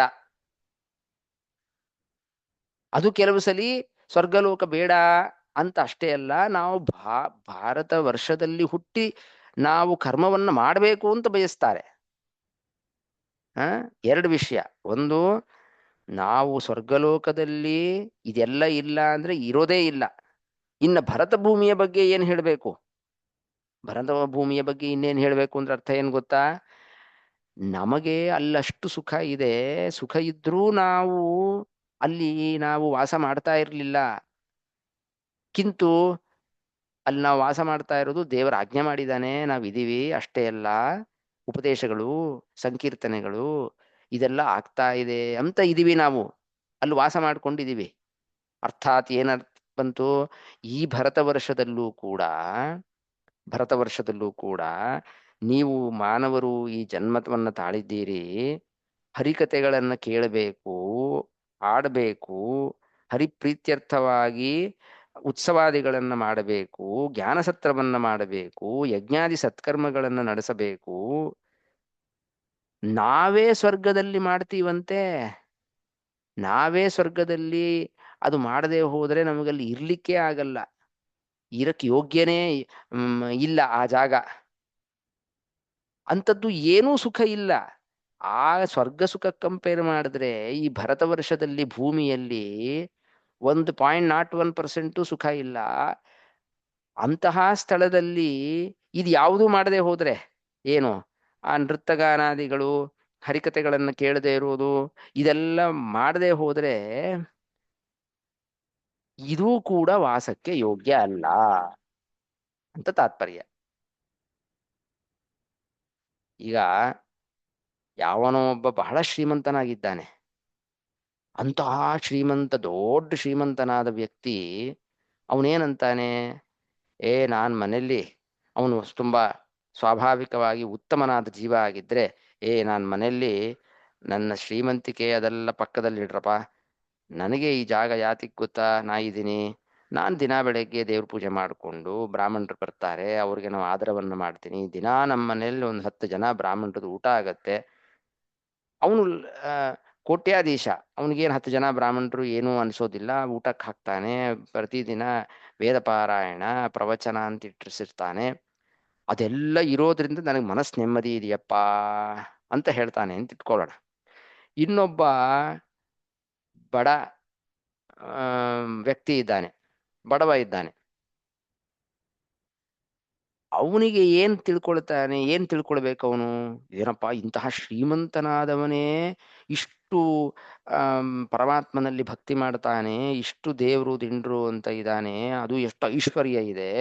ಇಷ್ಟು ಐಶ್ವರ್ಯ ಇದ್ದೇ ಅವನು ಇಷ್ಟು ದೇವರ ಬಗ್ಗೆ ಹಚ್ಕೊಂಡಿದ್ದಾನೆ. ನಾನು ಇನ್ನೆಷ್ಟು ಹಚ್ಕೊಡ್ಬೇಡ, ಎಷ್ಟು ಹಚ್ಕೋಬೇಕು ನಾನು? ನನ್ನಲ್ಲಿ ಏನೂ ಇಲ್ಲ, ಬಡವ ನಾನು. ಶ್ರೀಮಂತನಾದವನೇ ಅಷ್ಟು ದೇವ್ರನ್ನ ಹಚ್ಕೊಂಡಿದ್ದಾನೆ ಅಂದ್ರೆ ಇನ್ನ ನಾನು ಎಷ್ಟು ಹಚ್ಕೊಳ್ಬೇಕು? ಅಂದ್ರೆ ಹಚ್ಕೊಳ್ಬೇಕು ಅಂತಂದ್ರೆ ಅವನಿಗೆ ಅಹಂಕಾರ ಬರ್ಲಿಕ್ಕೆ ಎಲ್ಲಾ ಅವಕಾಶ ಇದೆ, ಅಂದ್ರೂ ಅವನು ಪರಮಾತ್ಮನನ್ನು ಬಿಟ್ಟಿಲ್ಲ.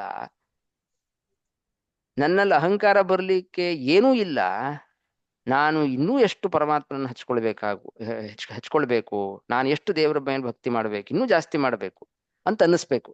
ಹಾಗೆ ದೇವತೆಗಳು ಮಾತಾಡ್ತಾ ಇದ್ದಾರೆ. ನಮಗೆ ಸ್ವರ್ಗಲೋಕ ಎನ್ನುವುದು ಅಲ್ಲಿ ನಾವು ಯಾಕಿದ್ದೀವಪ್ಪ ಅಂತಂದ್ರೆ ಇದೆಲ್ಲ ಇದೆ, ಆದ್ರಿಂದ ಇದೀವಿ. ಪರಮಾತ್ಮ ಇರಿ ಅಂತ ಹೇಳಿದಾನೆ, ಇದೀವಿ.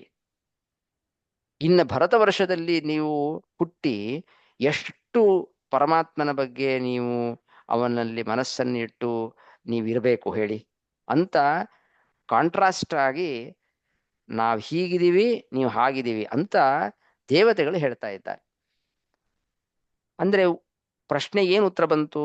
ಪ್ರಶ್ನೆ ಇದ್ದಿದ್ದು ಅಲ್ಲೆಲ್ಲ ಕಲ್ಪತರು ಅದೆಲ್ಲ ಇದೆ, ಇದೆಲ್ಲ ನದಿಗಳೆಲ್ಲ ಅಮೃತಪ್ರಾಯವಾಗಿದೆ, ಅದೆಲ್ಲ ಮತ್ತೆ ಅದನ್ನ ಬಿಟ್ಟು ನೀವು ಭಾರತ ವರ್ಷವೇ ಶ್ರೇಷ್ಠ ಅಂತ ಇದ್ದೀರಲ್ಲ, ಯಾಕದನ್ನ ಅವಜ್ಞೆ ಮಾಡ್ತೀರಿ ಅಂತ ಪ್ರಶ್ನೆ ಇದ್ದಿದ್ದು.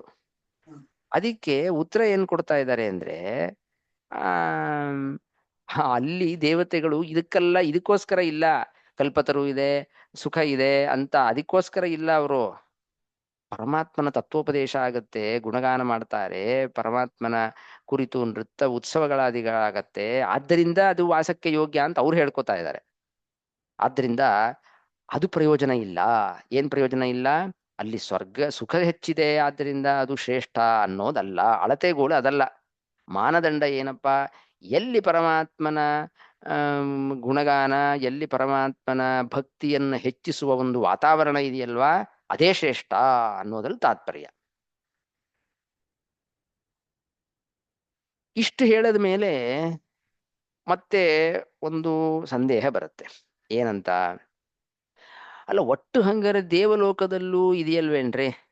ದೇವಲೋಕದಲ್ಲೂ ಕೂಡ ಇಂದ್ರಾದಿಗಳು ಅಲ್ಲಿದ್ದು ಮತ್ತೆ ಅವರು ಉಪದೇಶ ಅದನ್ನೆಲ್ಲ ಮಾಡ್ತಾರೆ, ಉಪದೇಶವನ್ನು ಕೇಳಿಸ್ಕೊಳ್ತಾರೆ ಹಿರಿಯರಿಂದ. ಅಲ್ಲೂ ಕೂಡ ಪರಮಾತ್ಮನ ಭಕ್ತಿಯನ್ನ ಉದ್ದೇಶ, ಭಕ್ತಿಯನ್ನು ಹೆಚ್ಚಿಸುವ ಒಂದು ವಾತಾವರಣ ಇದೆ ಅಂತ ಅವರೇ ಹೇಳ್ತಾ ಇದಾರಲ್ಲ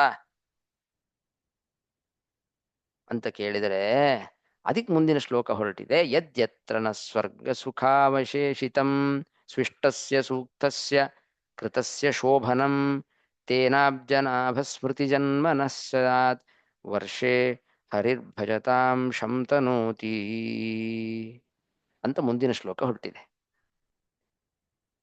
ಯದಿ ಅತ್ರ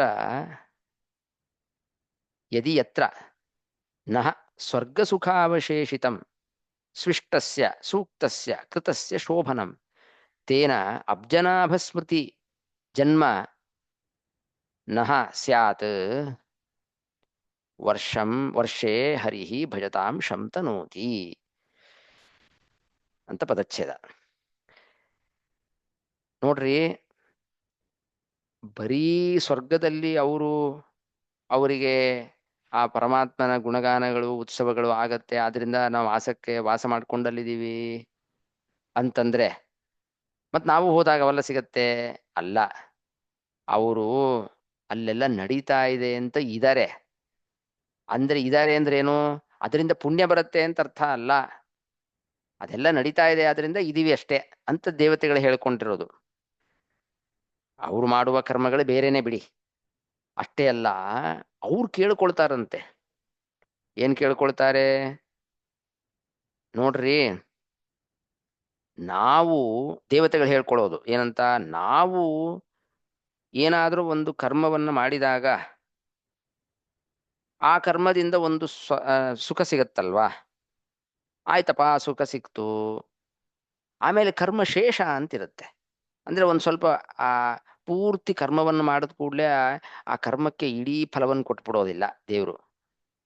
ಈಗ ಏನೋ ಒಂದು ಪವಮಾನ ಹೋಮ ಮಾಡದ್ನಪ್ಪ ನಾನು. ಆ ಪವಮಾನ ಹೋಮಕ್ಕೆ ಫಲ ಏನು? ಫಲ ಅಂದ್ರೆ ಒಂದು ಕಲ್ಪ ಸ್ವರ್ಗದಲ್ಲಿ ಇರುವಂತಹ ಒಂದು ಫಲ ಅಂತ ಇಟ್ಕೊಳ್ಳೋಣ ಸುಮ್ನೆ. ಆ ಒಂದು ಕಲ್ಪ ಸ್ವರ್ಗದಲ್ಲಿ, ಒಂದು ಕಲ್ಪ ಬೇಡ, ಜಾಸ್ತಿ ಆಯ್ತು, ನಾವು ಅಷ್ಟೊಂದೆಲ್ಲ ಮಾಡೋದೇ ಇಲ್ಲ.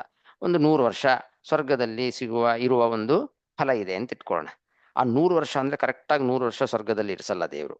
ಅವನೇನ್ ಮಾಡ್ತಾನೆ, ಒಂದು 90 ವರ್ಷ ಸ್ವರ್ಗದಲ್ಲಿ ಇಳಿಸಿ ಇನ್ 10 ವರ್ಷ ಮಿಗಿಸಿರ್ತಾನೆ.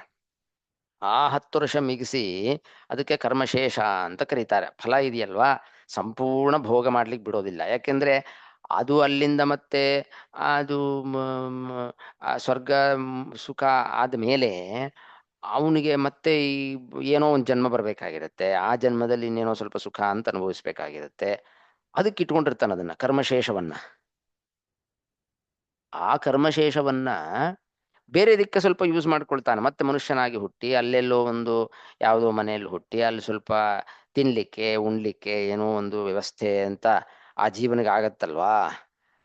ಅಥವಾ ಏನೋ ಪ್ರಾಣಿಯಾಗೆ ಹುಟ್ತಾನೆ ಅಂತ ಇಟ್ಕೊಳ್ಳೋಣ. ಒಟ್ಟು ಏನೋ ಒಂದು ಸುಖ ಅಂತ ಅನುಭವಿಸ್ಬೇಕಲ್ಲ ಮುಂದೆ ಸ್ವಲ್ಪನಾದ್ರುವೆ. ಅದಕ್ಕೆ ಅದನ್ನ ಸ್ವಲ್ಪ ಇಟ್ಕೊಂಡಿರ್ತಾನೆ. 10 ವರ್ಷದ್ದು ಅದನ್ನ ಸ್ವಲ್ಪ ಇಟ್ಕೊಂಡು ಆ ಕರ್ಮಶೇಷದಿಂದ ಮತ್ತೆ ಇವನು ಹುಟ್ಟುತ್ತಾನೆ.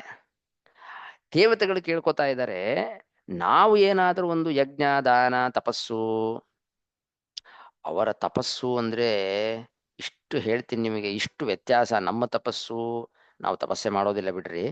ಅವರು ತಪಸ್ಸು ಅಂತ ಮಾಡ್ತಾರಲ್ವಾ, ಭಾರಿ ಕಠಿಣವಾದ ತಪಸ್ಸು. ಅನುವ್ಯಾಖ್ಯಾನದಲ್ಲಿ ಆಚಾರ್ಯರು, ನಾವು ಬರೀ ಕತೆಗಳಲ್ಲಿ ಏನ್ ಕೇಳ್ತೀವಿ ಗೊತ್ತಾ, ಕಾಮಿಕ್ಕಲ್ಲಿ ಅಲ್ಲಿ ಇಲ್ಲಿ, ಆ ಮಹಾಭಾರತದಲ್ಲಿ ಪುರಾಣಗಳಲ್ಲಿ, ಇಂದ್ರ ಏನಪ್ಪಾ ಅವನು ಸ್ವರ್ಗ ಸುಖ, ಅವನಿಗೆ ಇಷ್ಟು ಶಚೀಪತಿ, ಅವನು ಇಷ್ಟು ಸಂಪತ್ತು, ಎಷ್ಟು ಅಪ್ಸರಾ ಸ್ತ್ರೀಯರು, ಏನು ಬರೀ ಸುಖದ ವರ್ಣನೆ ಇರುತ್ತೆ. ಆದರೆ ಆಚಾರ್ಯರು ಮಧ್ವಾಚಾರ್ಯರು ಅನುವ್ಯಾಖ್ಯಾನದಲ್ಲಿ ಹಾಗೆ ಸುಧಾದಲ್ಲಿ ಜೈತೀರ್ಥರು ಅವರ ತಪಸ್ಸನ್ನು ವರ್ಣನೆ ಮಾಡ್ತಾರೆ. ದೇವತೆಗಳು ಎಷ್ಟು ತಪಸ್ಸು ಮಾಡ್ತಾರೆ ನಮಗೆ ಕಲ್ಪನೆ ಕೂಡ ಸಿಗೋದಿಲ್ಲ, ಅಷ್ಟು ತಪಸ್ಸು. ಇಂದ್ರ, ಸೂರ್ಯ, ಚಂದ್ರ, ರುದ್ರದೇವರು, ಏನು ಅವ್ರದೆಲ್ಲ ತಪಸ್ಸು ಅಂದ್ರೆ ಕಠಿಣವಾದ ತಪಸ್ಸು. ಪರಮಾತ್ಮನನ್ನ ಪ್ರೀತಿಯ ಸಂಪಾದನೆ ಮಾಡ್ಕೊಳ್ಳೋದಿಕ್ಕೆ. ಇರ್ಲಿ, ಇಲ್ಲೇನು ಹೇಳ್ತಾ ಇದ್ದಾರೆ, ದೇವತೆಗಳು ಹೇಳ್ತಾರೆ ನಮ್ಮ ತಪಸ್ಸು ದಾನ ಇದೆಲ್ಲ ಒಂದು ಕರ್ಮಗಳಿಂದ ಏನೋ ಒಂದು ಪುಣ್ಯ ಸಿಕ್ಕಿರತ್ತಲ್ವಾ, ಆ ಪುಣ್ಯದಿಂದ ನಾವೇನೋ ಸ್ವರ್ಗದಲ್ಲಿ ಸುಖವಾಗಿ ಇದ್ದೀವಿ ಸದ್ಯಕ್ಕೆ ಅಂತ ಇಟ್ಕೊಳ್ಳೋಣ. ಆದ್ರೆ ಆ ಕರ್ಮಶೇಷ ಅಂತ ಉಳಿದಿರತ್ತಲ್ಲ, ದೇವರು ನಾನೀಗ ಹೇಳಿದ್ನಲ್ಲ, ಆ ಕರ್ಮಶೇಷ ಅಂತ ಉಳಿದಿರತ್ತಲ್ವಾ, ನಮಗೆ ಪರಮಾತ್ಮ ನಮಗೆ ಭರತ ಭೂಮಿಯಲ್ಲಿ ನನಗೆ ಜನ್ಮ ಕೊಟ್ಬಿಡಪ್ಪ ಅಂತ ದೇವತೆಗಳು ಕೇಳ್ಕೊತಾರಂತೆ. ಯದ್ಯತ್ರ ನಹ ಸ್ವರ್ಗ ಸುಖಾವಶೇಷಿತಂ, ಸ್ವರ್ಗ ಸುಖವನ್ನ ನಾವು ಅನುಭವಿಸಿ ಆ ಮಿಕ್ಕಿರೋದು ಕರ್ಮ ಅಂತಿದೆಯಲ್ವಾ, ಆ ಶೇಷ, ಆ ಕರ್ಮದ ಶೇಷ ಫಲ ಮಿಕ್ಕಿರೋದು ಅಂತಿದೆಯಲ್ವಾ, ಅದಕ್ಕೇನ್ ಮಾಡು ನೀನು ಅಂತಂದ್ರೆ ನಮಗೆ ತೇನ ಅಬ್ಜನಾಭ ಸ್ಮೃತಿ ಜನ್ಮ. ಅಬ್ಜನಾಭ ಅಂದ್ರೆ ಪದ್ಮನಾಭ, ಪದ್ಮನಾಭನ ಸ್ಮರಣೆಯನ್ನ ಕೊಡುವಂತಹ ಜನ್ಮ, ಅಬ್ಜನಾಭ ಸ್ಮೃತಿ ಜನ್ಮ ಅಂತಿದೆಯಲ್ವಾ, ಅದಕ್ಕೆ ವಿಷ್ಣು ತೀರ್ಥರು ಅಬ್ಜನಾಭ ಸ್ಮೃತಿ ನಿಮಿತ್ತಂ ಜನ್ಮ. ಪರಮಾತ್ಮನ ಸ್ಮರಣೆಯನ್ನ ಕೊಡುವಂತಹ ಒಂದು ಜನ್ಮ ಕೊಡಪ್ಪ. ನೋಡಿ ಅಲ್ಲಿ ಆ ಪರಮಾತ್ಮನನ್ನ ಸ್ಮರಣೆ ಮಾಡುವಂತಹ ಜನ್ಮ ಅಂತ ಇದೆ. ಎಲ್ಲಿ? ಭಾರತ ವರ್ಷ ಅಂತಿಲ್ಲ, ವರ್ಷೆ ಅಂತಿದೆ, ಎಲ್ಲಿ ಅಂತಿಲ್ಲ, ಅದು ಅಂಡರ್ಸ್ಟುಡ್, ಬೇರೆ ಯಾವ ವರ್ಷದಲ್ಲೂ ಇಲ್ಲ, ಭರತ ವರ್ಷದಲ್ಲೇ ಅಂತ ಅದು ಗಿವನ್. ಅದಕ್ಕೆ ಅದನ್ನ ಬಾಯಿ ಬಿಟ್ಟು ಹೇಳೋ ಅವಶ್ಯಕತೆನೇ ಇಲ್ಲ. ಪರಮಾತ್ಮನ ಸ್ಮರಣೆಯನ್ನು ಕೊಡುವಂತಹ ಒಂದು ಜಾಗದಲ್ಲಿ ಹುಟ್ಸಪ್ಪ ನಮ್ನ, ಬೇರೇನು ಎಲ್ಲಾ ಕಡೆ ಸಿಕ್ತಿತ್ತು ಅಂತ ಇಟ್ಕೊಳ್ಳಿ ಒಂದು ವೇಳೆ, ಅವಾಗ ಇದು ಭರತ ವರ್ಷ, ಭರತ ವರ್ಷದಲ್ಲಿ ಅಂತ ಹೇಗೆ ಅರ್ಥ ಮಾಡ್ಲಿಕ್ಕಾಗತ್ತೆ? ಎಲ್ರೂ ಕೂಡ ಇದಕ್ಕೆ ವ್ಯಾಖ್ಯಾನ ಮಾಡ್ತಾ ಆಚಾರ್ಯರು, ಮಧ್ವಾಚಾರ್ಯರು ಇದಕ್ಕೆ ಈ ಶ್ಲೋಕಕ್ಕೆ ತಾತ್ಪರ್ಯ ಬರ್ತಿದ್ದಾರೆ, ಭಾಗವತ ತಾತ್ಪರ್ಯ. ಕೂರ್ಮ ಪುರಾಣದ ಒಂದು ವಾಕ್ಯವನ್ನು ಕೊಡ್ತಾರೆ, ಅನಧಿಕಾರಿಣೋ ದೇವಾಹ ಸ್ವರ್ಗಸ್ಥಾಹ ಭಾರತೋದ್ಭವಂ ವಾಂಛಂತಿ ವಿಮೋಕ್ಷಾರ್ಥಂ ಉದ್ರೇಕಾರ್ಥೆ ಅಧಿಕಾರಿಣಃ. ಈಗ ಕೆಲವರು ದೇವತ್ವ ಪದವನ್ನ ಪಡಿಬೇಕಲ್ವಾ, ಪಡಿಲಿಕ್ಕೆ ಕರ್ಮ ಮಾಡಬೇಕು. ಈಗ ಬಲಿಚಕ್ರವರ್ತಿ ಅವನು ಇಂದ್ರ ಆಗೋಕ್ಕಿಂತ ಮುಂಚೆ ಅವನು ಅನೇಕ ತಪಸ್ಸುಗಳನ್ನ ಯಜ್ಞಗಳನ್ನ ಮಾಡಿದ್ದಾನೆ. ಇನ್ನ ಯಾರು ದೇವ ಪದವನ್ನ ಪದವಿಯನ್ನ ಹೊಂದಿದ್ದಾರೆ ಅಂದ್ರೇನು, ಕೆಲವರು ದೇವ ಪದವಿಯನ್ನ ಪಡಿಬೇಕಾದರೆ ಮೊದಲು ಏನ್ ಮಾಡ್ಬೇಕು ಗೊತ್ತಾ, ಎಲ್ಲಾರು ಸರಿ ದೇವ ಪದವಿಯನ್ನ ಪಡಿಬೇಕು ಅಂದ್ರೆ ತಪಸ್ ಮಾಡಿ ಅಪರೋಕ್ಷ ಜ್ಞಾನವನ್ನು ಮೊದಲು ಪಡ್ಕೊಳ್ಬೇಕು. ಅಪರೋಕ್ಷ ಜ್ಞಾನವನ್ನು ಪಡ್ಕೊಂಡ ಮೇಲೆ ಅವರಿಗೆ ಆ ಪದವಿ ಸಿಗತ್ತೆ. ಅದು ಎಲ್ಲಾರ್ಗೂ ಕಾಮನ್. ಅದು ಇಂದ್ರ ಆಗ್ಲಿ, ಚಂದ್ರ ಆಗ್ಲಿ, ವರುಣ ಆಗ್ಲಿ. ಈಗ ವರುಣ ನೀರಿಗೆ ಅಭಿಮಾನಿ, ಅಗ್ನಿ ತೇಜಸ್ಸಿಗೆ ಅಭಿಮಾನಿ. ಹೀಗೆ ಒಬ್ಬರೊಬ್ರು ದೇವತೆಗಳು ಕೂಡ ಅವರು ಆ ಪದವಿಯನ್ನ ಪಡಿಬೇಕು ಅಂದ್ರೇನೆ ಎಷ್ಟೋ ಜನ್ಮಗಳ ತಪಸ್ಸನ್ನ ಮಾಡಿರ್ತಾರೆ. ಯಾಕೆ? ಮೊದಲು ಅಪರೋಕ್ಷ ಜ್ಞಾನ ಆಗ್ಬೇಕು. ಅಪರೋಕ್ಷ ಜ್ಞಾನ ಆಗ್ಲಿಕ್ಕೆ ಏನು ತಪಸ್ ಮಾಡ್ಬೇಕಲ್ವಾ, ಅದು ಭರತ ವರ್ಷದಲ್ಲಿ ಬಂದು ಮಾಡಿ ತಪಸ್ ಮಾಡಿ ಅವರು ಅಪರೋಕ್ಷ ಜ್ಞಾನವನ್ನ ಪಡೆದಿರ್ತಾರೆ ಅಂತ ಆಚಾರ್ಯರು ಇದು ಕೊಟ್ಟಿದ್ದಾರೆ, ಪ್ರಮಾಣ ಕೊಟ್ಟಿದ್ದಾರೆ. ದೇವಾಹ ಭಾರತೋದ್ಭವಂ, ಭಾರತ ವರ್ಷದಲ್ಲಿ ಹುಟ್ಟಿ ತಪಸ್ಸನ್ನ ಮಾಡಿ ಆಮೇಲೆ ಅಪರೋಕ್ಷ ಜ್ಞಾನವನ್ನು ಪಡೆದುಕೊಂಡು ದೇವ ಪದವಿಯನ್ನು ಹೊಂದಿರ್ತಾರೆ. ಅದ್ ಸರಿ ರೀ, ಆದ್ರೆ ಎಷ್ಟೋ ದೇವತೆಗಳ ಪದವಿಯೆಲ್ಲ ಬಂದ ಮೇಲೂ ಬಂದಿರ್ತಾರಲ್ಲ, ಅವ್ರು ಯಾಕೆ ಬರ್ತಾರೆ? ಆಗೋಗಿರುತ್ತಪ್ಪ ಅವ್ರಿಗೆ ದೇವತ್ವ ಪದವಿ ಬಂದು ಹೋಗಿರುತ್ತೆ, ತಪಸ್ಸೆಲ್ಲ ಮಾಡಿ ಹೋಗಿರ್ತಾರೆ, ಮತ್ತೆ ಅವ್ರು ಭಾರತ ವರ್ಷಕ್ಕೆ ಬರ್ತಾರಲ್ಲ, ಅವರು ಬರ್ತಾರೆ. ಉದ್ರೇಕಾರ್ಥೆ ಅಧಿಕಾರಿಣ ಅಂತ ಮಧ್ವಾಚಾರ್ಯ ತಾತ್ಪರ್ಯ. ಉದ್ರೇಕಾರ್ಥೆ ಅಂದ್ರೆ ಉದ್ರೇಕಕ್ಕೋಸ್ಕರ. ಏನು ಉದ್ರೇಕ? ಮೋಕ್ಷದಲ್ಲಿ ಅವರಿಗೆ ಆ ಹ್ಮ್, ಇದು ಏನು ಆ ಸುಖದ ಉದ್ರೇಕ, ಸುಖದ ಉದ್ರೇಕ ದೇವತೆಗಳಿಗೆಲ್ಲ ಆಗತ್ತೆ, ಅಧಿಕಾರಿಗಳಿಗೆ. ಆ ಸುಖದ ಉದ್ರೇಕ ಆಗಬೇಕು ಅಂತ ಮತ್ತೆ ಭರತ ವರ್ಷದಲ್ಲಿ ಬಂದು ತಪಸ್ಸನ್ನು ಮಾಡ್ತಾರಂತೆ. ಅಂದ್ರೆ ಎರಡೂ ಆಯ್ತು, ಅಧಿಕಾರಿಗಳು ಅನಧಿಕಾರಿಗಳು.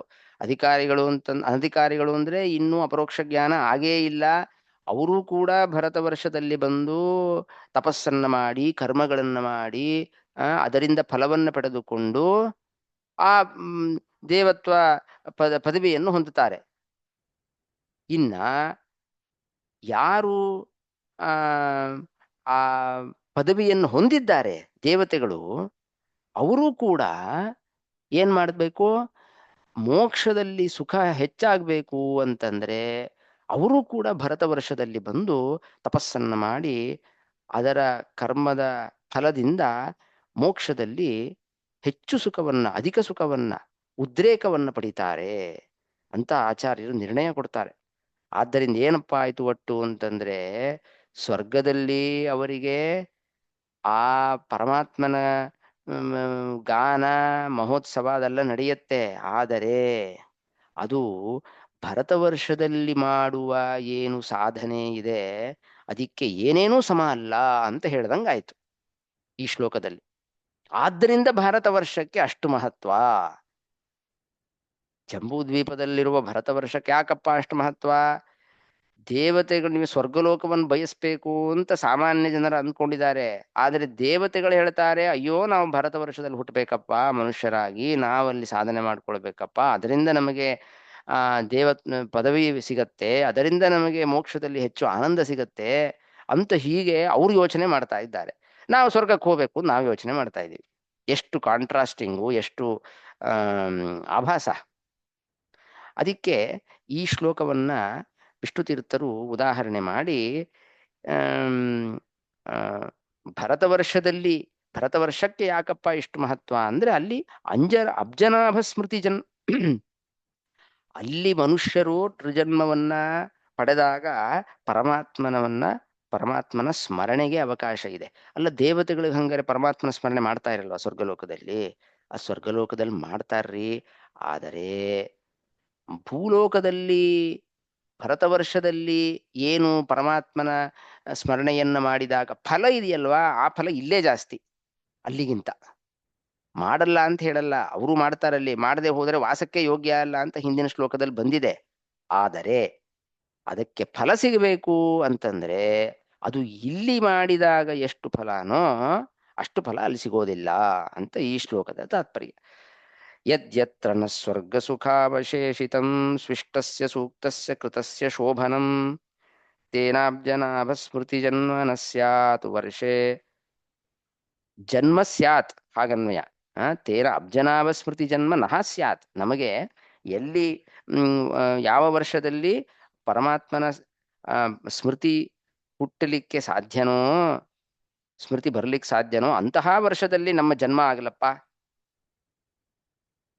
ಅಂತಹ ವರ್ಷದಲ್ಲಿ ಜನ್ಮ ಆದ್ರೆ ಹರಿರ್ಭಜತಾಂ ಶಂ ತನೋತಿ. ಶಂ ಅಂದ್ರೆ ಸುಖ. ಪರಮಾತ್ಮ ಯಾರು ತನ್ನ ಪಾದಕಮಲವನ್ನ ಭಜನೆ ಮಾಡ್ತಾರೋ ಅವರಿಗೆ ಶಂ ತನೋತಿ, ಪರ್ಮನೆಂಟ್ ಸುಖವನ್ನು ಕೊಡ್ತಾನೆ. ಅಂತಹ ಭರತ ವರ್ಷದಲ್ಲಿ ಮಾತ್ರ ಅಂತಹ ನಿಷ್ಕಾಮ ಕರ್ಮ, ನಿವೃತ್ತ ಕರ್ಮವನ್ನ ಮಾಡಿದಾಗ ಮೋಕ್ಷವನ್ನ ಪಡೆಯುವಂತಹ ಒಂದು ಅವಕಾಶ, ಆಪರ್ಚುನಿಟಿ ಇದೆ ಅಂತ ಈ ಶ್ಲೋಕದಲ್ಲಿ ಹೇಳ್ತಾ ಇದ್ದಾರೆ. ಆದ್ದರಿಂದ ಒಟ್ಟು ಏನಾಯ್ತು ಅಂದ್ರೆ ವಿಷ್ಣು ತೀರ್ಥರು ಹೇಳ್ತಾರೆ ಕೊನೆಯಲ್ಲಿ, ದೇವೈರಪಿ ಸಾಧನಾ ಅನುಷ್ಠಾನ ಯೋಗ್ಯತೆಯ, ದೇವತೆಗಳು ಕೂಡ ತದೇವಂ, ಈ 3-4 ಶ್ಲೋಕಗಳಿಂದ ಅದು ಒಟ್ಟು ಎಸೆನ್ಸ್ ಏನಪ್ಪಾ ಅಂತ ಬರೀತಾ ಇದ್ದಾರೆ ವಿಷ್ಣು ತೀರ್ಥರು. ದೇವತೆಗಳಿಂದಲೂ ಕೂಡ ಸಾಧನ ಅನುಷ್ಠಾನ ಯೋಗ್ಯತೆಯ ಪ್ರಾರ್ಥಿತೇ ವರ್ಷೆ, ಸಾಧನಕ್ಕೆ ಅನುಷ್ಠಾನವಾದ ಯೋಗ್ಯತಾ ಎಲ್ಲಿದೆ? ಈ ವರ್ಷದಲ್ಲಿ, ಭರತ ವರ್ಷದಲ್ಲಿ ಇದೆ. ಅದನ್ನ ಪ್ರಾರ್ಥನೆ ಮಾಡಿಕೊಂಡು ಬರ್ತಾರೆ ಅವರು, ಕೇಳಿಕೊಂಡು ಇಲ್ಲಿ ಹುಟ್ಟಬೇಕು ಅಂತ ಕೇಳಿಕೊಂಡು ಬರ್ತಾರೆ. ಆದ್ದರಿಂದ ಸಾಧನಾನುಷ್ಠಾನಮೇವ ಅವಶ್ಯಂ ಅನುಷ್ಠೇಯಂ ನಾಣ್ಯತ್ತ ದೃಷ್ಟಿ ದೇಯ, ಇದು ಇಂಪಾರ್ಟೆಂಟ್. ಅದರಿಂದ ನಮಗೆ ಈ ಶ್ಲೋಕದಿಂದ ಏನ್ ಪಾಠ ಕಲಿಸ್ತಾ ಇದ್ದಾರೆ ಅಂದ್ರೆ, ದೇವತೆಗಳು ಬಂದು ಮಾಡ್ಕೊಂಡು ಹೋಗ್ತಾರಪ್ಪ, ಅವ್ರು ಮಾಡ್ಕೊಂಡು ಹೋಗ್ತಾರೆ, ಅವ್ರಿಗೆ ಸುಖ ಅಪರೋಕ್ಷ ಜ್ಞಾನ ಅದೆಲ್ಲ ಆಗತ್ತೆ. ನೀವೇನ್ ಮಾಡ್ತಾ ಇದ್ದೀರಿ? ನೀವಿಲ್ಲಿ ಹುಟ್ಟಿದ ಮೇಲೆ ಸಾಧನೆಯನ್ನ ಮಾಡ್ರಿ. ಎಲ್ಲೋ ದೂರದಿಂದ ಬಂದು ದೇವತೆಗಳು ಇಲ್ಲಿ ಬಂದು ಹುಟ್ಟಿ ಸಾಧನೆ ಮಾಡ್ಕೊಂಡು ಹೋಗ್ತಾ ಇದ್ದಾರೆ, ನೀವ್ ಇಲ್ಲೇ ಇದ್ದು ಏನು ಮಾಡ್ತಾ ಇಲ್ವಲ್ಲ. ಅನುಷ್ಠಾನವನ್ನು ಅವಶ್ಯ ಮಾಡ್ರಿ.